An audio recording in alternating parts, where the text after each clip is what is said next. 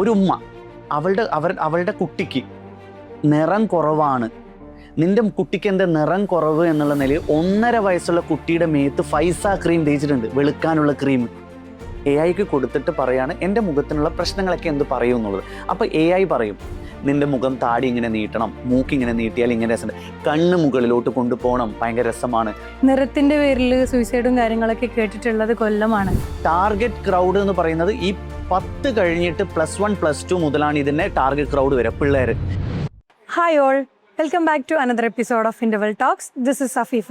Today I am here with doctor Varun Nambiar. Hello doctor, welcome to the show. Hello Hafeefa. എന്തൊക്കെയുണ്ട് പുതിയ വിശേഷങ്ങൾ? കാര്യമായിട്ടുള്ള വിശേഷങ്ങളൊന്നുമില്ല, ഇങ്ങനെ പോകുന്നു, ഹാപ്പി ആയിട്ട് പോകുന്നു, തിരക്കോടെ പോകുന്നു. ഇപ്പോൾ കൊച്ചിയിലോട്ട് മാറിയിട്ട് എത്രയായി? ഞാൻ കൊച്ചിയിൽ വരാൻ തുടങ്ങിയിട്ട് ഏകദേശം 5 വർഷമായി എൻ്റെ സ്ഥാപനം തുടങ്ങിയിട്ട്. ഞാൻ റീസെൻ്റ്ലി കഴിഞ്ഞ ഒരു 1.5 വർഷമായിട്ട് ഞാൻ കൊച്ചിയിലേക്ക് മൂവ് ചെയ്തു, ഫാമിലി ആയിട്ട്, കുടുംബമായിട്ട് ഇവിടെ മാറി. ഡോക്ടർ പ്രൊഫഷൻ ഇപ്പോൾ എല്ലാവർക്കും ഒരു കൺഫ്യൂസ്ഡ് ആണ്. Dermatology, cosmetology, maxillofacial surgeon. അപ്പോൾ ഇതിൻ്റെ ഒരു ഡിഫറൻസ് എന്താണ്? ബേസിക്കലി എൻ്റെ ഒരു ഡിഗ്രി, അതായത് എൻ്റെ സ്പെഷ്യാലിറ്റി എന്ന് പറയുന്നത് ഞാനൊരു ഓറൽ ആൻഡ് മാക്സിലോഫേഷ്യൽ സർജനാണ്. അതായത് BDSൻ്റെ 5 വർഷത്തെ പഠനത്തിന് ശേഷം ഒരു 3 വർഷത്തെ സ്പെഷ്യലൈസേഷനാണ് MDS, oral and maxillofacial surgery എന്ന് പറയുന്നത്. അതായത് എക്സ്ക്ലൂസീവ്ലി മുഖത്തിൻ്റെ മാത്രം സർജറി ചെയ്യുന്ന ഒരു സ്പെഷ്യാലിറ്റിയാണ് ഈ ഓറൽ ആൻഡ് മാക്സിലോഫേഷ്യൽ സർജറി എന്ന് പറയുന്നത്. അതായത് കഴുത്തിൻ്റെ മുകളിലോട്ടുള്ള എല്ലാത്തരം സർജറികളും അതിൽ വരുന്നത് എന്ന് പറയുന്നത്, ഇപ്പം മുച്ചെറി മുറിയെണ്ണാക്ക് വരും, മൂക്കിൻ്റെ കോസ്മെറ്റിക് സർജറി വരും, കണ്ണിന് ചുറ്റുമുള്ള പ്രായം കുറക്കുന്ന സർജറി വരും, ചെവിയുടെ സർജറി വരാം, മുഖത്തിനും കഴുത്തിനും വായിലും ബാധിക്കുന്ന ക്യാൻസർ സർജറികൾ വരാം, ഹെയർ ട്രാൻസ്പ്ലാന്റ് സർജറി വരാം, അതുപോലെ വായുടെ ജോയിൻ്റെ ഉള്ളിലുള്ള ആക്സിഡൻറ്റ് സംഭവിച്ചു, എല്ല് പൊട്ടിക്കഴിഞ്ഞ് കഴിഞ്ഞാൽ അതിനെ റിപ്പയർ ചെയ്യുന്ന സർജറി വരാം. So it is exclusively face surgery എന്ന് പറയുന്ന ഒരു വിഭാഗമാണ് ഓറൽ ആൻഡ് മാക്സിലോഫേഷ്യൽ സർജറി. ഇതൊരു 3 വർഷത്തെ ഒരു MDS കരിക്കുലത്തിൽ വരുന്ന. ഇതിൻ്റെ ഏറ്റവും വലിയൊരു ഐറണി എന്ന് പറയുന്നത് എന്ന് വെച്ചാൽ, ഞാനൊരു 11 വർഷമായി ഞാൻ കേരളത്തിൽ പ്രാക്ടീസ് ചെയ്യാൻ തുടങ്ങിയിട്ട്. ഈ ഒരു ഓറൽ ആൻഡ് മാക്സിലോഫേഷ്യൽ സർജറി എന്ന സ്പെഷ്യാലിറ്റിയെ മലയാളികൾക്ക് പരിചയപ്പെടുത്താൻ ഞാൻ ഒരുപാടായി എഫേർട്ട് എടുക്കുന്നു. എന്നാൽ തന്നെയും എനിക്ക് പറയാം, ഒരു 10% ആൾക്കാർക്ക് മാത്രമേ ഇങ്ങനെ ഒരു സ്പെഷ്യാലിറ്റി ഉണ്ട് എന്നുള്ളത്, എക്സിസ്റ്റ് ചെയ്യുന്നുള്ളത് എന്നുള്ള അറിയുന്നുള്ളൂ എന്നുള്ളത്. അതൊരു ഭയങ്കര വിഷമമാണ്. കാരണം ജനങ്ങൾ ഇതിനെക്കുറിച്ചൊന്ന് മനസ്സിലാക്കി തുടങ്ങുന്നതേ ഉള്ളൂ. സോ അതിന് ഇനിയും കൂടുതൽ അവബോധം വരണം. കാരണം ഇങ്ങനെ ഒരു സ്പെഷ്യാലിറ്റി ഉണ്ട് എന്നുള്ളതും അത് എക്സ്ക്ലൂസീവ്ലി മുഖത്തിൻ്റെ ഒരു കോസ്മെറ്റിക് സർജറി വിഭാഗമാണ് എന്നുള്ളതും. അപ്പോൾ ഈ സർജറി വിഭാഗം മാത്രമേ ഉള്ളൂ. അപ്പോൾ നമുക്ക് കോസ്മെറ്റോളജി റിലേറ്റഡ് കാര്യങ്ങൾ അതും ഡോക്ടറെ അണ്ടറിൽ വരുന്നത് അതുണ്ട്. പക്ഷേ ഇപ്പം എന്നോട് ചോദിക്കുവാണെങ്കിൽ ഒരു മുഖത്തിൻ്റെ ഒരു സ്കിൻ റിലേറ്റഡ് ആയിട്ടുള്ളൊരു പ്രശ്നം, അല്ലെങ്കിൽ ഞാൻ എന്ത് സിറം ഉപയോഗിക്കണം, എൻ്റെ സ്കിന്നിന് ഇങ്ങനെ ഒരു പ്രശ്നം ഉണ്ട് എന്നുള്ളതാണ് ഫസ്റ്റ് ചോയ്സ്. എന്നും ഒരു ഡെർമറ്റോളജിസ്റ്റ് ആയിരിക്കണം. അതായത് അവരാണ് അതിൻ്റെ ആധികാരികമായിട്ട് 5 വർഷം MBBS കഴിഞ്ഞ് ഒരു 3 വർഷം MD ഡെർമറ്റോളജി എന്നൊരു സബ്ജക്റ്റൊക്കെ പഠിച്ചിട്ട് അതിൻ്റെ ആധികാരികമായി സംസാരിക്കാനുള്ള കഴിവും ഗാർഹ്യവും നോളജും ഉള്ളത് ഒരു ഡെർമറ്റോളജിസ്റ്റാണ്. കോസ്മെറ്റോളജി എന്ന് പറയുന്നത് എന്താണെന്ന് വെച്ചാൽ, ഇതിൻ്റെ ഒരു കോസ്മെറ്റിക് വേർഷൻ, അതായത് മുഖത്തിൻ്റെ സൗന്ദര്യം, ശരീരത്തിൻ്റെ സൗന്ദര്യം എന്നുള്ളൊരു വേർഷൻ ഉണ്ട്. മുഖം എങ്ങനെ ഭംഗിയാക്കാം, മുടി എങ്ങനെ സൗന്ദര്യം കൂട്ടാം. ഇതിപ്പോഴും ആക്ച്വലി എന്ന് പറയുന്നത് 3 സ്പെഷ്യാലിറ്റികളാണ് കൈവെക്കുന്നത് ഇന്ത്യയിൽ. ഒന്നെന്ന് പറയുന്നത് ഒരു ഡെർമറ്റോളജിസ്റ്റ്, ഡെഫിനറ്റ്ലി. സെക്കൻഡ് തിങ് എന്ന് പറയുന്നത് സർജിക്കലി ഇതിനെ എങ്ങനെ ഭംഗിയാക്കാം എന്നുള്ളതിൽ വരുന്നതാണ് ഈ പറയുന്ന മാക്സിലോഫേഷ്യൽ സർജറിയും MCH പ്ലാസ്റ്റിക് സർജറിയും. അപ്പോൾ ഇവർ 2 പേരും ഈ കോസ്മെറ്റോളജി പ്രാക്ടീസ് ചെയ്യുന്നുണ്ട്. അതായത് PRP ചെയ്യുന്നുണ്ട്, ലേസേഴ്സ് യൂസ് ചെയ്യുന്നുണ്ട്, മുഖത്തിൻ്റെ ലേസർ യൂസ് ചെയ്യുന്നുണ്ട്, മുഖത്തിൻ്റെ സൗന്ദര്യ ചികിത്സകൾ ചെയ്യുന്നുണ്ട്. പക്ഷേ more of A kind of A surgical practice എന്നുള്ളതാണ്. അപ്പം നമ്മൾക്കിപ്പോൾ ഒരു മുഖത്തിനെ പൂർണ്ണമായിട്ട് മാറ്റണം, അല്ലെങ്കിൽ മൂക്കിനെ പൂർണ്ണമായി മാറ്റണം, അതൊരു ഡെർമറ്റോളജിസ്റ്റിൻ്റെ അടുത്ത് പോയാൽ നടക്കണമെന്നില്ല. പക്ഷേ ഒരു പ്ലാസ്റ്റിക് സർജൻ്റെ അടുത്തും അതുപോലെ ഒരു മാക്സിലോഫേഷ്യൽ സർജൻ്റെ അടുത്ത് പോയാലും അതിനുള്ളൊരു മാറ്റം വരും. രൂപമാറ്റം വരുത്താൻ സാധിക്കുന്ന ഒരു സ്പെഷ്യാലിറ്റിയാണ് ഈ സർജിക്കൽ പ്രാക്ടീസ്. മറ്റേത് purely dermatological practice. So first choice should be dermatologist. സർജറിയാണ് കരുതുന്നത്, രൂപമാറ്റമാണ് അല്ലെങ്കിൽ പെർമനൻ്റ് ആയിട്ടുള്ള സൊല്യൂഷൻസ് ആണ് കരുതുന്നുണ്ടെങ്കിൽ ഒരു മാക്സിലോഫേഷ്യൽ സർജൻ അല്ലെങ്കിൽ ഒരു പ്ലാസ്റ്റിക് സർജൻ. ഇന്ന് നമ്മുടെ ഒരു മുമ്പെന്ന് പറഞ്ഞാൽ ഈ ഒരു വിഭാഗം എന്ന് പറയുന്നത് അല്ലെങ്കിൽ സർജറി നടത്തുക, മുഖത്തിൻ്റെ സൗന്ദര്യം കൂട്ടുക, അതല്ലെങ്കിൽ ഏജിങ്, ഇതൊക്കെ ട്രീറ്റ്മെൻറ്റ് ചെയ്യുക സെലിബ്രിറ്റി ലെവലിലുള്ള ആൾക്കാരും കാര്യങ്ങളൊക്കെയാണ്. ഇന്ന് വെരി നോർമൽ പീപ്പിൾസ് അടക്കം ചെയ്യുന്നുണ്ട്. അപ്പോൾ ഡോക്ടറെ അടുത്ത് കൂടുതലായിട്ട് വരുന്നത് ഏത് കൺസേണിലാണ്? ആൾക്കാർക്ക് ഏജ് കുറക്കാനുള്ളതാണോ, അതല്ലെങ്കിൽ ഇങ്ങനെ ഒരു പെർട്ടിക്കുലർ ഏരിയ ബേസിലാണോ? ഞാൻ പറയാം, ഇപ്പോൾ ഒരു ഏറ്റവും കൂടുതൽ ആൾക്കാർ വരുന്നത് എന്ന് പറയുന്നത് ആൻറ്റി ഏജിങ് സർജറീസിനാണ്. ഏറ്റവും കൂടുതൽ ആൾക്കാർ ആൻറ്റി ഏജിങ് എന്ന് പറഞ്ഞാൽ വളരെ പ്രായമായിട്ട് എന്നല്ല, അതായത് ഇപ്പം എല്ലാവർക്കും അവരുടെ ബെസ്റ്റ് വേർഷൻ വേണം എന്നുള്ളത്. അതായത് 35 കഴിഞ്ഞ് കഴിഞ്ഞാൽ എല്ലാവർക്കും ഫൈനാൻഷ്യലി അവർ കുറച്ച് സ്റ്റേബിൾ ആവാൻ തുടങ്ങി എന്നുള്ളതാണ്. ഒട്ടുമിക്കവരും 35-40 ആകുമ്പോൾ അവർ ഫൈനാൻഷ്യലി സ്റ്റേബിൾ ആണ്. അപ്പോൾ ഈ ഫൈനാൻഷ്യലി സ്റ്റേബിൾ ആകുമ്പോഴത്തേക്ക് എന്താണ് അവരുടെ ആഗ്രഹം, അവരുടെ മുഖ സൗന്ദര്യം, അല്ലെങ്കിൽ എനിക്ക് കുറച്ചും കൂടി ചെറുപ്പമാവണം, 50-ലുള്ളവർക്ക് 40 ആവണം, 60-ലുള്ളവന് 45 ആവണം. അപ്പോൾ എല്ലാവർക്കും ആഗ്രഹം വരാൻ തുടങ്ങിയത് കൂടുതൽ കൂടുതൽ ഭംഗിയായിട്ട് അവരുടെ വേർഷൻസ് കൊണ്ടുവരണം എന്നുള്ളത്. സോ അതിൻ്റെ ഭാഗമായിട്ട് എന്ത് ചെയ്തു, കൂടുതലും ഓപ്റ്റ് ചെയ്യുന്നത് എബോവ് 40s ഉള്ളതാണ്. സോ അഫീഫ ചോദിച്ചതുപോലെ സെലിബ്രിറ്റീസ് ആണോ ഇത് ചെയ്യുന്നത് എന്ന് പറയുന്നത്, സെലിബ്രിറ്റീസ് ഒരു ചെറിയ ഒരു പെർസെൻറ്റേജ് മാത്രമേ ഉള്ളൂ. മുമ്പ് സെലിബ്രിറ്റീസ് ആയിരുന്നു. ഇപ്പൊ സാധാരണക്കാർ പോലും, എല്ലാ സാധാരണക്കാരും, നമ്മൾ ഒരിക്കലും ചിന്തിക്കാത്തവർ പോലും സർജറിക്ക് ഓപ്റ്റ് ചെയ്യുന്നത് എന്നുള്ളതാണ്. അത് ഒരു സമ്പന്നത ഒരു ക്രൈറ്റീരിയ ആണോ എന്ന് വെച്ചാൽ ഒരിക്കലുമല്ല. കാരണം എല്ലാവർക്കും അവരുടെ ബെസ്റ്റ് വേർഷൻ കൊണ്ടുവരണം എന്നുള്ളതാണ്. അപ്പം 40-ഉള്ളവന് 30 ആവണം, 50-ഉള്ളവന് 40-ലാവണം. അപ്പോൾ അങ്ങനെയാണ്. അപ്പോൾ സ്ത്രീകളും പുരുഷന്മാരായാലും, അപ്പം മുമ്പ് സ്ത്രീകളാണ് കൂടുതൽ ചെയ്തിരിക്കുന്നതെന്ന് പറയുന്നത് അതിപ്പോൾ കംപ്ലീറ്റ്ലി മാറി. പുരുഷന്മാരും സ്ത്രീകളെക്കാളും മത്സരിച്ചിട്ട് കോസ്മെറ്റിക് സർജറിയിലോട്ട് വരുന്നു എന്നുള്ളതാണ് അതിൻ്റെ ഒരു വലിയ വക. അപ്പോൾ എൻ്റെയൊക്കെ പ്രാക്ടീസ് നോക്കിക്കഴിഞ്ഞ് കഴിഞ്ഞാൽ ഏറ്റവും കൂടുതൽ സർജറീസ് ഞാൻ പെർഫോം ചെയ്യുന്നതെന്ന് വെച്ചാൽ ആൻറ്റി ഏജിങ് സർജറീസ് ആണ്. അതായത് പ്രായം കുറയ്ക്കാനുള്ള സർജറി. ആൾക്കാർ ഓപ്റ്റ് ചെയ്യുന്നത് അതാണ്, ആൻറ്റി ഏജിങ്. അങ്ങനെയല്ല, ഡിമാൻഡ് കൂടുതലും ഈ പറയുന്ന ആൻറ്റി ഏജിങ് സർജറീസ് ആണ്. ഈ ചെറിയ കുട്ടികൾ, അതായത് ഒരു 20s അല്ലെങ്കിൽ ഒരു 18 മുതൽ ഒരു 30 വരെയുള്ളവരുടെ കൂടുതൽ കൺസേൺ എന്ന് പറയുന്നത് ഒരു നുണക്കുഴി വേണം, അല്ലെങ്കിൽ ജോ ലൈൻ, അതായത് ചിസിൽഡ് ജോ ലൈൻ അല്ലെങ്കിൽ ജോ ലൈൻ വേണം, അതുപോലെ മൂക്കിൻ്റെ ആകാര ഭംഗി, അങ്ങനത്തെയൊക്കെയാണ് കൂടുതലായിട്ട് അവർ ഓപ്റ്റ് ചെയ്യുന്നത്. പക്ഷേ ഇതൊരു ചെറിയ വശമാണെങ്കിൽ ആൻറ്റി ഏജിങ് സർജറി എന്ന് പറയുന്നത് ഒരു കടലാണ്. അതിലാണ് എന്താണ് ഏറ്റവും കൂടുതൽ ആൾക്കാരുള്ളതും ആൾക്കാർ ഓപ്റ്റ് ചെയ്യുന്ന സർജറി. ധൈര്യം കൂടുതൽ എല്ലാം അവിടെയാണ് വരുന്നത്. അപ്പോൾ ഇപ്പോൾ നമ്മുടെ ഒരു ബ്യൂട്ടി സ്റ്റാൻഡേർഡ് എന്ന് പറയുന്നത് കംപ്ലീറ്റ്ലി മാറിയിരിക്കുന്നു. മുമ്പെന്ന് പറഞ്ഞാൽ നമ്മുടെ ഒരു റൗണ്ട് ഫേസ്, ഇതൊക്കെയായിരുന്നു പണ്ടത്തെ ഒരു ബ്യൂട്ടി സ്റ്റാൻഡേർഡ്. ഇപ്പോൾ കംപ്ലീറ്റ്ലി ബ്യൂട്ടി സ്റ്റാൻഡേർഡ് മാറിയിരിക്കുന്നു. അപ്പോൾ ഡോക്ടറിനെ സംബന്ധിച്ചിടത്തോളം, according to you, what is beauty standard? See, there's nothing like a beauty standard. ഞാൻ പറയുന്നത് വെച്ചാൽ the beauty of a person lies perfect food beauty or beauty standard. അത് ഞാൻ പറയാം, പണ്ട് പറഞ്ഞ പോലെ തന്നെയാണ്. അതായത് ഒരു ബ്യൂട്ടി സ്റ്റാൻഡേർഡ് എന്ന് പറയുന്നത് it lies in the eyes of the beholders. ആരെ കാണുന്നതാണ്. അപ്പം ഒരാളുടെ കണ്ണിൽ ചിലവർ ഭയങ്കര സുന്ദരമായിരിക്കും, ചിലവർക്ക് അവരുടെ കണ്ണിൽ വളരെ സൗന്ദര്യം കുറവായിരിക്കും. പക്ഷേ ഈ ഒരു കാലഘട്ടത്തിൽ എന്താണെന്ന് വെച്ച് കഴിഞ്ഞാൽ ഒരുപാട് ഈ സോഷ്യൽ മീഡിയയുടേതായാലും കൊറിയൻ അതുപോലെ വെസ്റ്റേൺ കൾച്ചേഴ്സ് വന്നു. മുമ്പ് എൻ്റെയൊക്കെ ഒരു ചെറിയ കാലഘട്ടത്തിൽ എന്ന് പറയുന്നത് സൗന്ദര്യം എന്ന് പറയുന്നത്, ഒരു പുരുഷ സൗന്ദര്യം എന്ന് പറയുന്നത് മോഹൻലാലായിരുന്നു. അതായത് നമ്മളുടെയൊക്കെ ഒരു മലയാളികളുടെ, അതായത് ഉരുണ്ട കവിള് വേണം, ഒരു ഉണ്ണിക്കൊടവയർ വേണം, തറവാടിത്തം, മുണ്ട്, അതൊക്കെ ഇപ്പം മാറി. എല്ലാവർക്കും വേണ്ട എന്താണ്, നല്ല ഷാർപ്പ് ജോലൈൻ വേണം, കവിളൊട്ടിയിരിക്കണം, ഷാർപ്പ് മൂക്ക് വേണം. സോ എല്ലാവരും ഷാർപ്പ് ഫീച്ചേഴ്സിലോട്ട് പോകാൻ തുടങ്ങി എന്നുള്ളത്. ബോഡി വളരെയധികം മെലിഞ്ഞ് സ്കിന്നി അല്ലെങ്കിലും എസ്തെറ്റിക് ബോഡി വേണം. പണ്ട് ഭയങ്കര മസലന്മാരൊക്കെ മാറി ഇപ്പം വളരെ എസ്തെറ്റിക് ആയിട്ടുള്ള ബോഡിയാണ്. സോ കൊറിയൻ സ്റ്റൈൽ വളരെയധികം പിള്ളേരെ ഇൻഫ്ലുവൻസ് ചെയ്യുന്നുണ്ട്. സോ ബ്യൂട്ടി സ്റ്റാൻഡേർഡ്സ് എല്ലാ കാലഘട്ടത്തിലും മാറുന്നുണ്ട്. പക്ഷേ ഇപ്പോൾ ഉള്ള ഒരു കാലഘട്ടത്തിലെ ബ്യൂട്ടി സ്റ്റാൻഡേർഡ് എന്ന് പറയുന്നത് എല്ലാം ഷാർപ്പാണ് എന്നുള്ളതാണ്. ഷാർപ്പ് ജോ ലൈൻ, പൗണ്ടിങ് ലിപ്സ്, കുറച്ചും കൂടി എന്താ പറയുക, അപ്പീലിംഗ് ആയിട്ടുള്ള ചുണ്ട് വേണം എന്നുള്ളത്, മൂക്ക് കുറച്ചും കൂടി പോയിൻറ്റഡ് ആയിരിക്കണം, ഐസ് കുറച്ചും കൂടി.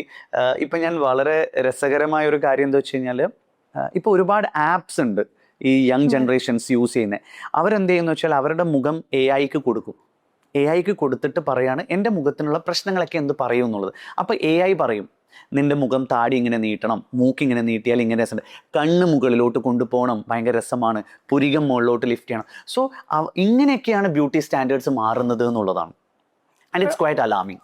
അത്ര നല്ലൊരു ട്രെൻഡ് അല്ല അത് ആക്ച്വലി. ഓക്കെ, ഇപ്പോൾ ഡോക്ടർ ഓൾറെഡി പറഞ്ഞു, പണ്ടെന്ന് വെച്ചാൽ സ്ത്രീകളായിരുന്നു, ഇപ്പോൾ പുരുഷന്മാരും. പണ്ടൊക്കെ നമ്മൾ പറയും ഒന്ന് കുളിച്ചിറങ്ങിയാൽ മതി, ആണുങ്ങൾ റെഡി ആവാനെന്ന്. പക്ഷെ ഇപ്പോൾ ഈ 12 സ്റ്റെപ്സ് മറ്റേ സ്കിൻ കെയർ എന്ന് പറയുന്നത് ആണുങ്ങളും പെണ്ണുങ്ങളും ഒരുപോലെ യൂസ് ചെയ്യുന്ന ഒരു സാധനമാണ്. അതേപോലെ തന്നെ സർജറി ആയാലും എന്തായാലും ഒരു ജെൻഡർ ഇല്ലാണ്ട് നമുക്ക് എപ്പോഴും എല്ലാവരും ഒരുപോലെ ചെയ്യുന്ന ഒരു സാധനമാണ്.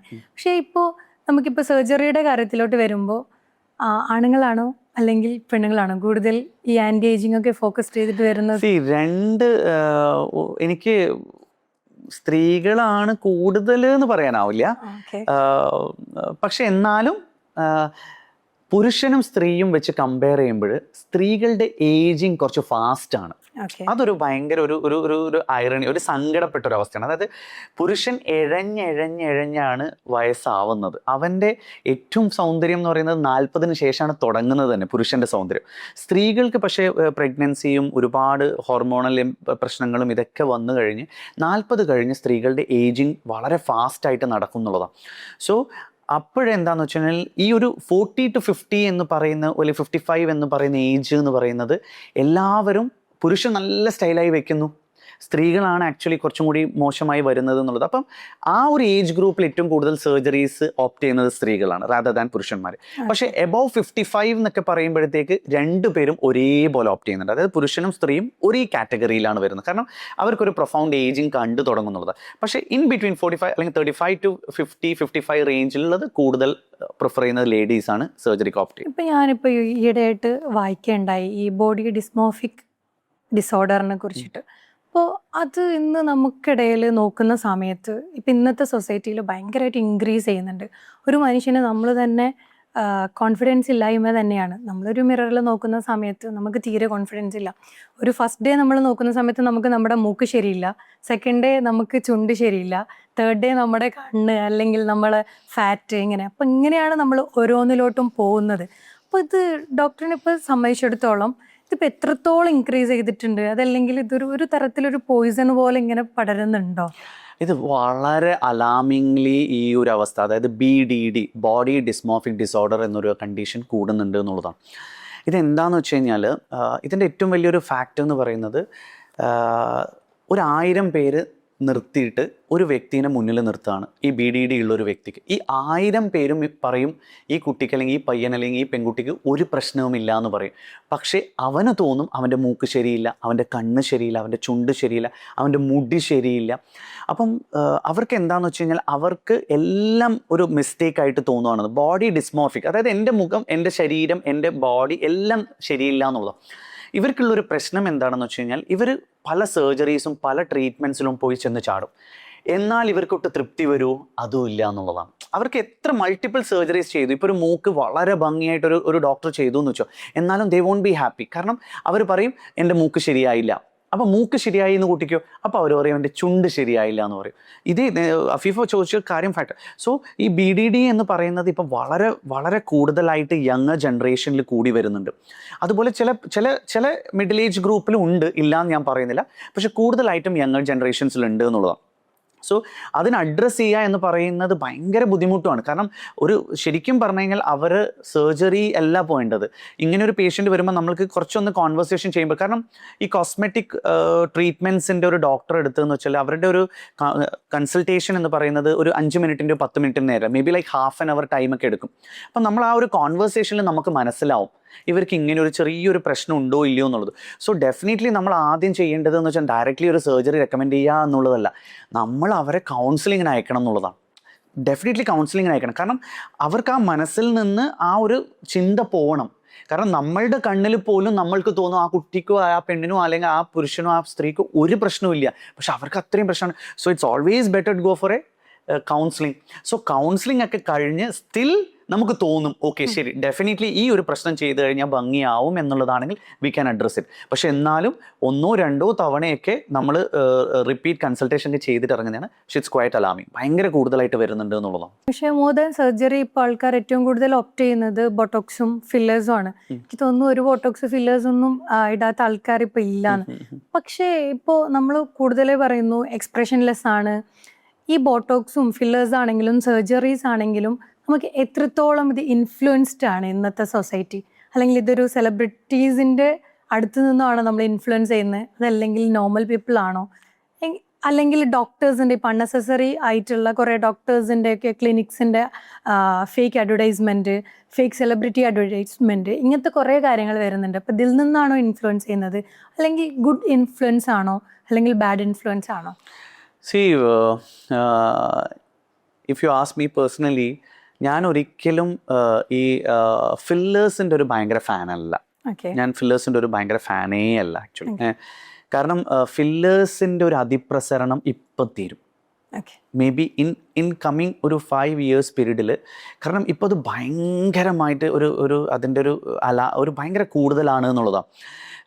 ഞാൻ തമാശ രൂപേണ പറയാം, അതായത് ഒരു പനിയും ജലദോഷം വന്നാലും ആൾക്കാർ പറയുന്ന പിന്നെ ഒരു ഫില്ലേഴ്സ് അടിച്ചോ എന്നാ പറയാ എന്നുള്ളൊരു അവസ്ഥയിലോട്ട് പോയി. കാരണം എന്ത് പ്രശ്നത്തിനും ഫില്ലേഴ്സ്. പ്രായം വന്നോ ഫില്ലേഴ്സ്, പ്രായം കുറയ്ക്കണോ ഫില്ലേഴ്സ്, താടി നീട്ടണോ ഫില്ലേഴ്സ്, കവിള് കൂട്ടണോ ഫില്ലേഴ്സ്. സോ നമ്മൾ ശ്രദ്ധിക്കുവാണെങ്കിൽ എല്ലാ സ്ത്രീകളും, കൂടുതലും ഇത് സ്ത്രീകൾ, ഫിലിം സ്റ്റാർസിനൊക്കെ നോക്കിക്കഴിഞ്ഞ് കഴിഞ്ഞാൽ ഒരു പ്രായം കഴിഞ്ഞ ലേഡി സ്റ്റാർസ്, കുറച്ച് പ്രായം കഴിഞ്ഞ് ഒരു 40s 50s ഉള്ളവരെ കണ്ട് അവരുടെയൊക്കെ മുഖം ഐഡൻറ്റിക്കൽ ആവാൻ തുടങ്ങി എന്നുള്ളതാണ്. ഈ മാലാർ പ്രോമിനൻസ് ഇത് ഭയങ്കരമായിട്ട് കൂട്ടുന്നു, താടി വളരെയധികം നീട്ടുന്നു, ചുണ്ട് വളരെയധികം നീട്ടുന്നു. സോ ഓവറോൾ ഇവരെയൊക്കെ നോക്കിക്കഴിഞ്ഞാൽ എന്താണെന്ന് വെച്ചാൽ ഒരു ഐഡൻറ്റിക്കൽ ഫേസിലോട്ട് ഇവരൊക്കെ പോവാണെന്നുള്ളതാണ്. And it's very very very pathetic ആണ്. കാഴ്ചക്ക് കാണുമ്പോൾ അത് ഭംഗികേടാണ് സത്യത്തിൽ. മിനിമലിസ്റ്റിക് ആയിട്ട് ചെയ്ത് കഴിഞ്ഞാൽ പിന്നെയും ഫില്ലേഴ്സ് ചെയ്താൽ ഭംഗിയുണ്ട് എന്നുള്ളതാണ്. സോ ഫില്ലേഴ്സിൻ്റെ ഒരു അതിപ്രസരം കുറച്ചും കൂടി ഇപ്പോഴെന്താ പല റിസർച്ചും പറയുന്നത് എന്താണെന്ന് വെച്ചാൽ fillers is not getting absorb. Body ഇതിനെ അബ്സോർബ് ചെയ്യുന്നില്ല എന്നുള്ളതാണ്. അത് അവിടെ തന്നെ സ്റ്റേ ചെയ്യുന്നത് എന്നുള്ളതാണ്. And it's a chemical. So കുറച്ചും കൂടി ഇപ്പം വെസ്റ്റേൺ കൺട്രീസിലായാലും എല്ലാവരും ഇതിനെ സെമി പെർമനൻ്റ് എന്ന് പറയാം. കുറച്ച് കാലത്തേക്ക് ഇപ്പം കവിളൊന്ന് തൊടുത്തണോ, ഒരു വർഷത്തേക്ക് വേണമെങ്കിൽ ഫില്ലേഴ്സ് അടിക്കാം. പക്ഷെ അതൊരു പെർമനൻ്റ് ആണോ? അല്ല. താടി നീട്ടണോ, ഒരു വർഷത്തേക്ക് അല്ലെങ്കിൽ 8 മാസത്തേക്ക് നീട്ടാം. അതാണ് ഈ ഫില്ലേഴ്സ്. സോ എല്ലാവരും എന്ത് ചെയ്തു, ഈ ടെമ്പററി ഓപ്ഷനിൽ നിന്ന് ഗ്രാജുവലി പെർമനൻ്റ് ഓപ്ഷനിലോട്ട് പോകും. സോ പെർമനൻ്റ് ഓപ്ഷൻ എന്ന് പറയുന്നത് എന്താണ്? ഡെഫിനറ്റ്ലി സർജറിയാണ്. സോ സർജറിക്കുള്ള ഇമ്പോർട്ടൻസ് കൂടി വരും എന്നുള്ളതാണ്. Second thing is Botox. Botox ഒരു എന്താ പറയുക, ഒരു അത്ഭുത മരുന്ന് തന്നെയാണ്. It's A medicine actually. It's A neurotoxin. ഒരു വളരെ എന്താ പറയുക, വളരെ കൊടിയ വിഷമാണത് ആക്ച്വലി. സോ അത് പക്ഷേ മെഡിക്കേറ്റഡ് പേർപ്പസിന് യൂസ് ചെയ്യുന്നത് എന്നുള്ളതാണ്. സോ അതിൻ്റെ ഒരു പേർപ്പസ് എന്ന് പറയുന്നത് മെഡിക്കേറ്റഡ് യൂസിലാണെന്നുണ്ടെങ്കിൽ വിട്ടുമാറാത്ത മൈഗ്രെയിൻ അറ്റാക്കിന് ബോട്ടോക്സ് ഇഞ്ചക്ഷൻ വളരെ എഫക്റ്റീവാണ്. നെറ്റിയിലുള്ള ചുളിവുകൾ, ഇപ്പം നേരത്തെ പറഞ്ഞില്ലേ എക്സ്പ്രഷൻലെസ് ഫേസ്. സോ ഈ എക്സ്പ്രഷൻലെസ് ഫേസ് ആവാനുള്ള മെയിൻ കാരണം എന്ന് പറയുന്നത് ബോട്ടോക്സ് ഇഞ്ചക്ഷനാണ്. ബോട്ടോക്സ് അടിക്കുമ്പോഴെന്താ വെച്ചാൽ നമ്മളുടെ ഞരവുകളാണ് ഈ ബോട്ടോക്സ് എടുക്കുക. അതിനുശേഷം എന്ത് ചെയ്യുന്നു, അതിന് ചുറ്റുള്ള മസിൽസ് എന്ത് ചെയ്യുന്നു, ഉറങ്ങുന്നു. താൽക്കാലികമായിട്ട് ഉറങ്ങുന്നു. അടുത്ത 4 മാസം മുതൽ 6 മാസം വരെ ഉറങ്ങിക്കിടക്കുന്നു എന്നുള്ളതാണ്.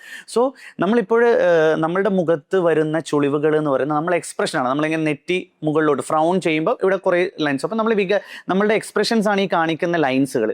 അപ്പം മസിൽ ആക്ട് ചെയ്യുന്നില്ല, മസിൽ ഉറങ്ങിക്കിടക്കാണ്. അപ്പോഴേ നിങ്ങൾ ഇനി എന്ത് നല്ല രീതിയിൽ ചിരിച്ചു, വളരെ നല്ല ഭംഗിയായിട്ട് അഭിനയിച്ചാലും ഇവിടെ ഒന്നും എക്സ്പ്രഷൻ വരില്ല. സോ എന്താണ്, അവിടെ റിങ്കിൾസ് ഇല്ല. സോ റിങ്കിൾസിനെ താൽക്കാലികമായിട്ടൊരു 4 മാസം മുതൽ 6 മാസം വരെ നമുക്ക് പ്രിവെൻറ്റ് ചെയ്യാൻ പറ്റുന്ന ഒരു ഡ്രഗാണ് ഈ പറയുന്ന ബോട്ടോക്സ്. നമുക്കിപ്പോൾ ഒരു സ്കിൻ കളറൊക്കെ എടുത്ത് നോക്കുകയാണെങ്കിൽ ഏത് കാലത്തുള്ളതാ ഒരു ഫെയർ സ്കിന്ന് അല്ലെങ്കിൽ ഡാർക്ക് സ്കിന്നൊക്കെ എപ്പോഴും ഉള്ളതാണ്. നമുക്കിടയിൽ മിക്സ്ഡ് ആണല്ലോ, നമ്മൾ ഈ ഇന്ത്യൻ സ്കിന്നാണ്. പക്ഷെ ഇപ്പോൾ കുറച്ചായിട്ട് ഡോക്ടർ ശ്രദ്ധിച്ചിട്ടുണ്ടോ എന്നറിയില്ല, നമുക്കൊരു ബ്രൗൺ സ്കിന്നിനെ കുറിച്ചിട്ടോ അല്ലെങ്കിൽ എന്തെങ്കിലുമൊക്കെ ഒരു ബ്രൗൺ സ്കിന്ന് ഉള്ള ആൾക്കാർ ഒരു വിക്ടിം കാർഡാണ്. കാരണം എന്താ വെച്ചാൽ അവരുടെ എന്തോ ഒരു സൊസൈറ്റി അവരെ കാണുന്ന ഒരു രീതിയുണ്ട്. മോശമായിട്ടല്ല പറയാം, അവരെന്തെങ്കിലുമൊക്കെ പറഞ്ഞാൽ നമുക്ക് ഭയങ്കരമായിട്ട് നമ്മൾ എഫക്റ്റ് ചെയ്യും. അത് ഈ ബ്രൗൺ സ്കിന്നൊക്കെ പറഞ്ഞാൽ എന്താ, അവർ രോഗികളൊന്നും അല്ലല്ലോ. നമുക്കിപ്പോൾ ഫെയർ സ്കിൻ ഇതൊക്കെ നോർമൽ ഒരു സ്കിൻ ടൈപ്പാണ്. അതിനൊരു ഓവർലി നമുക്കൊരു പ്രൊട്ടക്റ്റ് ചെയ്യുന്ന പോലെ തോന്നാറുണ്ട്. കാരണം നമ്മൾ ഒരു സാധനത്തിനെ നോർമലൈസ് ചെയ്യുകയാണെങ്കിൽ നമ്മൾ അതിനെക്കുറിച്ച് അത്രയും കൂടുതലായിട്ട് അവെയർ ചെയ്യില്ല, അതല്ലെങ്കിൽ ബോധേഡ് ആവില്ല, ഒന്നും ആവില്ല. പക്ഷെ ഇതിപ്പോൾ നമ്മൾ പറയുന്ന സമയത്ത് നമ്മൾ ഭയങ്കരമായിട്ട് റെസിസ്റ്റ് ആവും. ആ ഒരു തരത്തിലോട്ട് മാറി ബ്രൗൺ സ്കിൻ എന്ന് പറയുന്നത് ഒരു അഡ്വാൻറ്റേജ് എന്ന രീതിയിൽ എപ്പോഴെങ്കിലും തോന്നിയിട്ടുണ്ടോ? ഇപ്പം എനിക്ക് ഏറ്റവും കൂടുതൽ തോന്നിയിട്ടുണ്ട് ഇപ്പോൾ സോഷ്യൽ മീഡിയ കുറച്ചും കൂടി വൈറലായ സമയത്താണ്. ശരിക്കും അതൊരു വെരി നോർമലായിട്ട് വിടേണ്ട കാര്യം ഭയങ്കര എന്തോ ശരിക്കും സൊസൈറ്റി തന്നെയാണ് അവരൊരു രോഗി പോലെ ആക്കി തീർക്കുന്നത് പോലെ തോന്നിയിട്ടുണ്ട്. എപ്പോഴെങ്കിലും ഡോക്ടറിന് അങ്ങനെ തോന്നിയിട്ടുണ്ടോ? എനിക്ക് അങ്ങനെ തോന്നിയിട്ടില്ല. കാരണം എനിക്ക് തോന്നിയ ഒരു സ്ഥലത്ത് മാത്രമാണ് കാസർഗോഡ്. കാസർഗോഡോ? കാസർഗോഡ് ഇതൊരു പ്രശ്നമാണ്. വേറെ ആ എനിക്ക് പ്രശ്നത്തിന്റെ അല്ലല്ല പ്രശ്നമല്ല. കാസർഗോഡ് ഇതൊരു ചർച്ചാ വിഷയമാണ്. കാസർഗോഡ് ഞാനൊരു അലിഗേഷനിലോട്ടോ അല്ലെങ്കിൽ ഒരു വിവാദത്തിലോട്ടോ പോകുന്നല്ല. പക്ഷേ എൻ്റെ ഒരു കാരണം ഞാൻ ബേസിക്കലി ഞാൻ കണ്ണൂരുകാരനാണ്, അതായത് പയ്യന്നൂരുകാരനാണ്. അതായത് കാസർഗോഡിന്റെ ബോർഡറിലാണ്. എനിക്ക് കാസർഗോഡും വരെ സ്ഥാപനം ഉണ്ടായിരുന്ന ഒരു വ്യക്തിയാണ്. അപ്പൊ എനിക്ക് ആ ഒരു ബെൽറ്റ് എനിക്കറിയാം. കളർ എന്നൊരു സാധനം, കളർ, സ്കിൻ കളർ ഏറ്റവും കൂടുതൽ ചർച്ച ചെയ്യപ്പെടുന്ന ഒരു നാട് എന്ന് പറയുന്നത് നമ്മളുടെ ഈ ഉത്തര മലബാറാണ്. വേറെ നിങ്ങൾ ഇനി കണ്ണൂർ മുതൽ അല്ലെങ്കിൽ കണ്ണൂർ കൂട്ടിക്കോ, കണ്ണൂർ മുതൽ ട്രിവാൻഡ്രം വരെ എനിക്ക് തോന്നുന്നില്ല ഭയങ്കരമായിട്ട് ഈ കളറിനെ കുറിച്ചൊരു ചർച്ച ചെയ്യപ്പെടുന്നത്. അപ്പൊ ഞാൻ ചോദിക്കട്ടെ, ഏറ്റവും കൂടുതൽ കളറിനെ കുറിച്ചിട്ട് മറ്റേ എന്താ അലിഗേഷൻസ് വന്നിട്ട് ആത്മഹത്യ കൂടുതലൊക്കെ കേട്ടത് കൊല്ലത്താണ്, കാസർഗോഡല്ല. കാസർഗോഡ് ഇതുവരെ കളറിന്റെ പേരിൽ അങ്ങനെയല്ല. ഞാൻ കളറിനെ അങ്ങനെയല്ല ഞാൻ പറയുന്ന.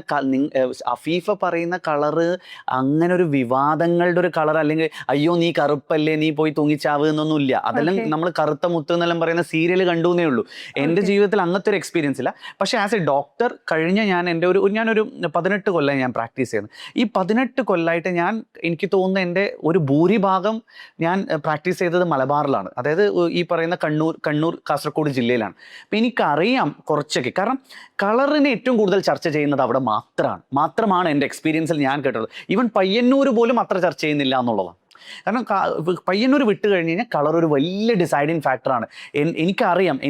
എന്നെ ഏറ്റവും വിഷമിപ്പിച്ച ഓരോ കാര്യങ്ങളുണ്ട്. അതായത് ഉമ്മ നല്ല നിറമുണ്ട്, മൂക്ക് നിറവില്ല.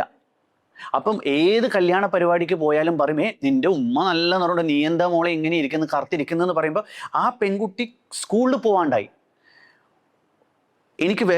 എന്നെ ഏറ്റവും അലട്ടിയ ഒരു കഥ ഞാൻ പറയാം. അതായത് ഒരു ഉമ്മ അവളുടെ കുട്ടിക്ക് നിറം കുറവാണ്, നിന്റെ കുട്ടിക്ക് എന്താ നിറം കുറവ് എന്നുള്ള നിലയിൽ 1.5 വയസ്സുള്ള കുട്ടിയുടെ മേത്ത് ഫൈസ ക്രീം തേച്ചിട്ടുണ്ട്, വെളുക്കാനുള്ള ക്രീം. 1.5 വയസ്സുള്ള കുട്ടിയുടെ മുകളിൽ ആ സ്ത്രീയും തേക്കുന്നുണ്ട്. കാരണം അവരുടെ കുടുംബത്തിൽ, ഭർത്താവിൻ്റെ കുടുംബത്തിൽ എല്ലാവർക്കും നിറമുണ്ട്. അപ്പോൾ ഇവരെല്ലാവരും കമ്പയർ ചെയ്യുന്ന അയ്യേ നിനക്കെന്താ നിറം കുറവ് എന്നുള്ളതാണ്. ഇത് നീലേശ്വരത്തുള്ളൊരു കഥയാണ്. അപ്പോൾ ആ നിറം കുറവ് എന്നുള്ളതിൽ എന്ത് ചെയ്തു, കുട്ടിക്കും നിറം കുറവാണ്. അതുകൊണ്ട് എന്ത് ചെയ്തു, അമ്മയും തേക്കുന്നു ഫൈസ ക്രീം, ആ ചെറിയ 1.5 വയസ്സുള്ള കുട്ടീനെയും ഫേസ് ക്രീം തേക്കുന്നുണ്ട്. ഇതൊക്കെ എന്ന് പറയുന്നത് എന്താ പറയുക, തലയൊക്കെ ഇങ്ങനെ പൊട്ടിയിട്ട് ഇങ്ങനെ നമ്മൾ കാർട്ടൂണിലൊക്കെ കാണില്ലേ, ഇങ്ങനെ പുക പോകുന്ന പോലെയാണ് എനിക്ക് ഇതൊക്കെ ഈ കഥ കേൾക്കുമ്പോൾ. കാരണം അങ്ങനെയൊക്കെ ഞാൻ ഒരുപാട് കഥ കേട്ടിട്ടുണ്ട്, ഒരുപാട്. അതുകൊണ്ടാണ് ഞാൻ പറയുന്നത് വെച്ചാൽ കൊല്ലത്ത് ഉണ്ടാവുമായിരിക്കും. കാരണം ഞാൻ അത്ര യൂസ്ഡ് അല്ല, ഞാൻ കേട്ട് പരിചയമില്ല. പക്ഷേ ഓവറോൾ കേരളത്തിൽ എടുത്തു കഴിഞ്ഞാൽ കളറിനോടൊരു ഭയങ്കര ഒബ്സഷൻ എന്ന് പറയുന്നത് എൻ്റെ ഒരു ചെറിയൊരു എക്സ്പീരിയൻസ് വെച്ചിട്ട് അതാണ്. മേ ബി തെറ്റായിരിക്കാം. അതുകൊണ്ട് മാത്രമാണ് ഏറ്റവും കൂടുതൽ വൈറ്റനിങ് ക്രീം ഉത്ഭവം. വൈറ്റനിങ് ക്രീം, വെളുത്തിട്ട് പാറ, വൈറ്റനിങ് ക്രീമിനെ ഏറ്റവും കൂടുതൽ യൂസ് ചെയ്തിരിക്കുന്ന ഒരു സ്ഥലം എന്ന് പറയുന്നത് നമ്മുടെ കാസർഗോഡ് ജില്ലയാണ്. ഏറ്റവും കൂടുതൽ ബ്രാൻഡ് വന്നിരിക്കുന്നതും കാസർഗോഡ് ജില്ലയിൽ നിന്നാണ്. അതൊരു വാസ്തവമാണ്, റിയാലിറ്റിയാണ്. പക്ഷെ ഇപ്പൊ നമ്മൾ വൈറ്റനിങ് ക്രീമിന്റെ നമ്മൾ ഭയങ്കര തമാശ രൂപത്തിലാണ് പറയുന്നതെങ്കിലും ഈ വൈറ്റനിങ് ക്രീമിനെ കുറിച്ച് നമ്മൾ കൂടുതൽ പഠിക്കുമ്പോൾ പറയുന്നുണ്ട് നമ്മളെ ഒരു യൂട്രസിനെയൊക്കെ ഇത് എഫക്റ്റ് ചെയ്യുന്നുണ്ട്, ഒരു ന്യൂ ബോൺ ബേബീനെയും കാര്യങ്ങളൊക്കെ പ്രഗ്നൻസിനൊക്കെ നമ്മളെ എഫക്റ്റ് ചെയ്യുന്നുണ്ടെന്ന് പറയുന്നുണ്ട്. അത് എത്രത്തോളം അതിൽ വാസ്തവമുണ്ട്? ഇത് ഭയങ്കരമായിട്ട് എഫക്റ്റ് ചെയ്യുന്നുണ്ട്. നമ്മളുടെ ഈ പറയുന്ന ഗൈനക് പ്രശ്നങ്ങൾ, നെഫ്രോളജി, അതായത് കിഡ്നിയൊക്കെ വളരെ സീരിയസ് ആയിട്ട് പ്രശ്നമാക്കുന്നുണ്ട്. ഇത് കാരണം എന്താണെന്ന് വെച്ചാൽ ഇതിൽ നല്ല സാധനം ഇല്ല. എന്നാൽ ഈ കമ്പനി നല്ലതാണ്, ആ കമ്പനി നല്ലതാണ് എന്നുള്ളത്. ഇത് സ്റ്റിറോയിഡാണ്. അതായത് സ്റ്റിറോയിഡ് എന്ന് പറയുന്നത് എന്ന് വെച്ചാൽ ഒരു അമാനുഷികമായ ഒരു മാറ്റമാണ് വരിക. എങ്ങനെ ബ്ലാക്കായ ഒരു വ്യക്തിയും ഒരു സുപ്രഭാതത്തിൽ കുറച്ചു കാലം ഈ പറയുന്ന വൈറ്റനിങ് ക്രീം ഉപയോഗിച്ച് കഴിഞ്ഞ് കഴിഞ്ഞാൽ ഭയങ്കരമായിട്ട് വെളുക്കും. അവരെന്താണ് 7 days ചാലഞ്ച്, 14 days ചാലഞ്ച് എന്നൊക്കെ പറയുന്നത്. ഇതിന് ശേഷം ഇവർക്ക് ഭയങ്കരമായിട്ട് വെളുത്ത് കഴിഞ്ഞ് ഇവർക്ക് അതിൻ്റെതായ ഒരുപാട് സൈഡ് എഫക്ട്സ് വരാൻ തുടങ്ങും. ഈ സൈഡ് എഫക്ട്സിൽ നിന്ന് ഇവർക്ക് എന്ത് ചെയ്യും, പെട്ടെന്ന് ഈ സൈഡ് എഫക്ട്സ് കൂടുമ്പോൾ ഇതിൽ നിന്ന് ഇറങ്ങാൻ ശ്രമിക്കുമ്പോഴെന്താണ് അവർക്കുള്ള എല്ലാ പ്രശ്നങ്ങളും വന്നു തുടങ്ങും. അപ്പോൾ അവർക്ക് എന്തായി, ഡിപ്പെൻഡൻസി വന്നു, സ്റ്റിറോയിഡ് ഡിപ്പെൻഡൻസി. അതായത് എനിക്കിതില്ലാണ്ട് എനിക്ക് പുറത്തിറങ്ങാനാവില്ല. ഓക്കെ, 1 മാസം നിർത്തും. പെട്ടെന്ന് അമ്മാവൻ്റെ മോളെ കല്യാണം ഉണ്ടാവും. അപ്പോൾ എങ്ങനെയാ, അമ്മാവൻ്റെ മോളെ കല്യാണം നല്ല സുന്ദരനാവണം അല്ലെങ്കിൽ നല്ല സുന്ദരിയാണ്, എന്നാൽ പിന്നെ ഒരാഴ്ച തേക്കാം. ഗൾഫിൽ നിന്ന് നാട്ടിലേക്ക് വരുന്നത് ഏറ്റവും കൂടുതൽ ഇത് വിൽക്കുന്നത് ഗൾഫിലുമാണ്. ഗൾഫിൽ നിന്ന് നാട്ടിലേക്ക് വരുവാണ്. ഗൾഫിലെ 2 വർഷമായിട്ട് ഗൾഫിൽ നിൽക്കുന്ന പ്രവാസി എന്ത് ചെയ്യും, 2 വർഷത്തിന്റെ 1 മാസം മുമ്പ് നാട്ടിലേക്ക് വരുന്നതിന്റെ 1-1.5 മാസം മുമ്പ് ഇതെടുത്ത് തേക്കാൻ തുടങ്ങും. അപ്പോൾ നാട്ടിലോട്ട് വരുമ്പോൾ നല്ല വെളുത്ത് നല്ല സുന്ദരക്കൂട്ടൻ. ഇത് കഴിഞ്ഞിട്ട് അവിടെ പോയിട്ട് അത് വീണ്ടും ഉപേക്ഷിക്കും. അടുത്ത പ്രാവശ്യം നാട്ടിൽ വരുമ്പോൾ വീണ്ടും തേക്കും. അപ്പോൾ so it's like A steroid dependence. നമ്മൾ അറിയാതെ ഒരു ഭയങ്കരമായിട്ടുള്ള അഡിക്ഷൻ ആണ് സ്റ്റിറോയിഡ് അഡിക്ഷൻ. നമ്മൾ ഡ്രഗ്സിന്റെ അഡിക്ഷൻ പോലെ തന്നെയാണ് ഈ വൈറ്റനിങ് ക്രീമിന്റെ അഡിക്ഷൻ. നിറത്തിനോടുള്ള ഒരു ഭയങ്കര ഒബ്സഷൻ. അത് പക്ഷേ മുമ്പ് കാസർഗോഡ് മാത്രം, ഇപ്പൊ കേരളം മൊത്തം ഉണ്ട്, എല്ലായിടത്തും ഉണ്ട്. എറണാകുളത്തൊക്കെ വളരെ സുലഭമാണ്, വളരെ സുലഭം. ഇത് ഏറ്റവും കൂടുതൽ ടാർഗറ്റ് ക്രൗഡ് എന്ന് പറയുന്നത് ഈ 10 കഴിഞ്ഞിട്ട് +1 +2 മുതലാണ് ഇതിന്റെ ടാർഗറ്റ് ക്രൗഡ് വരിക. പിള്ളേർ അവരോട് പറയും ഇത് തേച്ച് കഴിഞ്ഞാൽ ഭയങ്കര സ്റ്റൈൽ വയ്ക്കും, നിന്റെ പിമ്പിൾസ് മാറും കാരണം സ്റ്റിറോയിഡ് ആണ്. നിന്റെ കല മാറും. പക്ഷേ പിന്നെ അത് തീർന്നു. അല്ലെങ്കിൽ ദൈവം കൊടുത്ത ആ സൗന്ദര്യം പിന്നെ ജീവിതത്തിൽ കിട്ടില്ല. സോ ഞാൻ ഇതിനെതിരെ ഒരുപാട് വീഡിയോസ് ഞാൻ ചെയ്തിട്ടുണ്ട്. അപ്പം എനിക്ക് ഭയങ്കര സങ്കടമാണ് വീണ്ടും ആൾക്കാർ ഇതിലേക്ക് പോയി ചെന്ന് ചാടുന്നത്. പക്ഷെ കാസർഗോഡ് മാത്രമല്ലല്ലോ. അല്ലല്ല, ഇപ്പൊ കാസർഗോഡ് എന്ന് പറയുമ്പോൾ നമ്മൾക്ക് പണ്ട് മുതലേ ഒരു മലബാറിന്റെ എല്ലാവരും സൗന്ദര്യമുള്ള ആൾക്കാരാണ്. പക്ഷെ നിറത്തിന്റെ കാര്യമായാലും സൗന്ദര്യത്തിന്റെ കാര്യമായാലും നമ്മളിപ്പോ ഇങ്ങോട്ട് വരുന്ന സമയത്ത് കാസർഗോഡ് എന്ന് പറയുമ്പോൾ ആ ഒരു റെക്കഗ്നേഷൻ ഉണ്ടായിരുന്നു. പക്ഷെ എന്നിട്ടും വൈറ്റനിങ് ക്രീമിലോട്ട് മാറുന്നുണ്ട്. കാരണം ഞാൻ കണ്ടതിൽ വെച്ചിട്ട് ഇപ്പൊ നമ്മൾ ട്രാവൽ ചെയ്യുവാണെങ്കിൽ നമ്മളിപ്പോ എല്ലായിടത്തും ഇപ്പം അഫീഫ ഏകദേശം കേരളം എല്ലാം കവർ ചെയ്തൊരു വ്യക്തിയായിരിക്കും. ഞാനും അതുപോലെ ട്രാവൽ ചെയ്യുന്നത്. എനിക്ക് തോന്നുന്നു the fashion capital of Kerala is Kasaragod. ഏറ്റവും സൗന്ദര്യം തന്നെ പറയും. ഫീച്ചേഴ്സ്, അത് മുഖമായിക്കോട്ടെ ശാരീരികമായിക്കോട്ടെ, ഭയങ്കര പേർഷ്യൻ സൗന്ദര്യം, അതുപോലെ ഒരു ഭയങ്കരമായിട്ടുള്ള ഫീച്ചേഴ്സും സൗന്ദര്യവും നിറവുമുള്ള ആൾക്കാരെന്ന് പറയുന്നത് ആക്ച്വലി ഈ പറയുന്ന കാസർഗോഡുകാരാണ് ഏറ്റവും കൂടുതലുള്ളത്. അത് കാലിക്കറ്റ് മുതൽ നല്ല സൗന്ദര്യമാണ്, പക്ഷേ കാസർഗോഡുകാർക്ക് ഒരു പ്രത്യേക സൗന്ദര്യമാണ്. പക്ഷേ എന്നിട്ടും വേണം ഈ വൈറ്റനിങ് ക്രീം എന്നുള്ളതാണ് അതിൻ്റെ ഏറ്റവും വലിയ സങ്കട ഫാക്ട്. അത് വലിയ സങ്കടം തന്നെയാണ്. കാരണം നമ്മൾക്കിപ്പോ കാസർഗോഡ് എന്ന് പറയുമ്പോൾ തന്നെ ആ ഒരു ടാഗ് ലൈൻ ആണ് വെളുത്തിട്ട് പാറ. പക്ഷെ പണ്ട് മുതലേ കാസർഗോഡ് ഡോക്ടർ പറഞ്ഞ പോലെ ഭയങ്കരമായിട്ടുള്ള ഒരു ഫാഷൻ ഹബ്ബാണ്. നമ്മുടെ കാസർഗോഡില്, ഞാൻ കാസർഗോഡുകാരിയാണ്, അപ്പോൾ നമ്മൾ കാസർഗോഡിൽ ഇറങ്ങുന്ന ഒരു കോസ്റ്റ്യൂം ഒക്കെ നമ്മുടെ ഇവിടെ എറണാകുളത്ത് കിട്ടണമെങ്കിൽ 3 മാസം അതല്ലെങ്കിൽ ഒരു കൊല്ലം കഴിയും. നമ്മളവിടെ ഇട്ട് കളഞ്ഞ് വന്ന സാധനം 1-2 വർഷം കഴിഞ്ഞിട്ട് ഇവര് ഇങ്ങനെ സ്റ്റാർട്ട് ചെയ്യുന്നതേ ഉള്ളൂ. അത്രയ്ക്കും അപ്ഡേറ്റഡ് ആണ് കാസർഗോഡ്. അത് എന്താന്ന് വെച്ചാൽ അതിന്റെ തമാശ എന്ന് പറഞ്ഞാല് എനിക്കൊക്കെ പറയും, ഞാനിതൊരു 10-15 കൊല്ലം മുമ്പത്തെ കാര്യം പറയുന്നത്, അല്ലെങ്കിൽ ഒരു 18 കൊല്ലം മുമ്പ് ഞാൻ കോളേജ് ടൈമിലൊക്കെ പോകുമ്പോൾ നമ്മൾ പറയും, അതായത് കാസർഗോഡിലെ പിള്ളേര് ക്രിക്കറ്റ് കളിക്കാൻ ഇടുമ്പോഴുള്ള കുപ്പായം എന്ന് പറയുന്നത് ബോളിവുഡ് ഫിലിം സ്റ്റാർസ് ഇടുന്നതാണ്. കാരണം ആ ഫാഷനാണ്, അത്രയും സുന്ദരന്മാരായിട്ടാണ് അവർ ഇറങ്ങുക വെളിയിലോട്ട്. പക്ഷേ ഈ ഒരു ക്രീം വന്നതോടുകൂടി ആ സംഭവം മാറി. പക്ഷെ ആ ഒരു ക്രീം ഒരു ഭയങ്കര മോശം തന്നെയാണ്. അത് ഭയങ്കരമായിട്ട് യൂസ് ചെയ്യുന്നുമുണ്ട് നമ്മളെ നാട്ടിൽ. ഇപ്പം മുമ്പ് പ്രത്യേകിച്ച് അവിടെയായിരുന്നു, ഇപ്പൊ പക്ഷെ കേരളം മൊത്തത്തിൽ ആൾക്കാർ യൂസ് ചെയ്യാൻ തുടങ്ങി എന്നുള്ളതാണ്. സർവേ പറയുന്നത് കാസർഗോഡ് കഴിഞ്ഞാൽ ഏറ്റവും കൂടുതൽ യൂസ് ചെയ്യുന്നത് കൊല്ലമാണെന്നാണ്. ആയിരിക്കാം, മേ ബി. കാരണം അവരും കുറച്ചും കൂടി ഒബ്സഷൻ, പിന്നെ ഏറ്റവും കൂടുതൽ ഡൗറി, അത് കാര്യങ്ങളൊക്കെ അതിൻ്റെയൊക്കെ ഇഷ്യൂ വരുന്നതും സൗന്ദര്യത്തിന്. ഞാൻ പറഞ്ഞ പോലെ ഞാൻ ഏറ്റവും കൂടുതൽ നിറത്തിന്റെ പേരിൽ സൂയിസൈഡും കാര്യങ്ങളൊക്കെ കേട്ടിട്ടുള്ളത് കൊല്ലമാണ്. എൻ്റെ അറിവ് ശരിയാണെങ്കിൽ, മേ ബി തെറ്റായിരിക്കാം. പക്ഷെ അതുകൊണ്ട് തന്നെ ഇപ്പൊ കഴിഞ്ഞ എനിക്ക് തോന്നുന്നു ഒരു 1 year മുമ്പത്തെ ഒരു സർവേ വെച്ചിട്ട് കാസർഗോഡ് കഴിഞ്ഞാൽ പിന്നെ ഏറ്റവും കൂടുതൽ യൂസ് ചെയ്യുന്നത് കൊല്ലത്തെ ആൾക്കാരാണ് എന്ന രീതിയിലാണ് പറയുന്നത്. പക്ഷെ ഞാൻ വേറൊരു കാര്യം എന്ന് പറയുന്നത്, ഇപ്പം നേരത്തെ പറഞ്ഞില്ലേ, കളറിന്റെ പേരിലുള്ള ഒരു ചർച്ചയൊന്നും ഇപ്പം നമ്മുടെ നാട്ടിലില്ല, വളരെ വളരെ കുറവാണ്. കാരണം ഇപ്പോഴത്തെ യങ് ജനറേഷൻ ഈ പറഞ്ഞ പോലെ എല്ലാവരും മാറി. കളർ എന്ന് പറയുന്നത് തന്നെ ഒരു തെറ്റാണ്. നമ്മളൊരു വ്യക്തിനെ കുറിച്ച് ഒരു കളറിനെ വെച്ച് കമൻറ്റ് ചെയ്യുന്നത് തന്നെ തെറ്റായിട്ടുള്ള ഒരു കാലഘട്ടമാണ്. സോ പിന്നെ ആരും അങ്ങനെ ചെയ്യുന്നില്ല. പിന്നെ എല്ലാവർക്കും ഉള്ളിൻ്റെ ഉള്ളിൽ ആഗ്രഹമുണ്ട്, അതില്ല എന്നൊന്നും ഞാൻ പറയുന്നില്ല. എല്ലാവർക്കും ഉള്ളിൻ്റെ ഉള്ളിൽ ഒരു ചെറിയ ആഗ്രഹമുണ്ട്. പക്ഷെ കളർ വെച്ചിട്ടുള്ളൊരു ചർച്ചയൊന്നും ഇപ്പോഴത്തെ കാലഘട്ടത്തിൽ അത് ഇല്ലാതെ തന്നെ പറയാം. ഉണ്ടാവുമായിരിക്കും, പക്ഷെ എന്തായാലും വളരെ കുറവാണ്.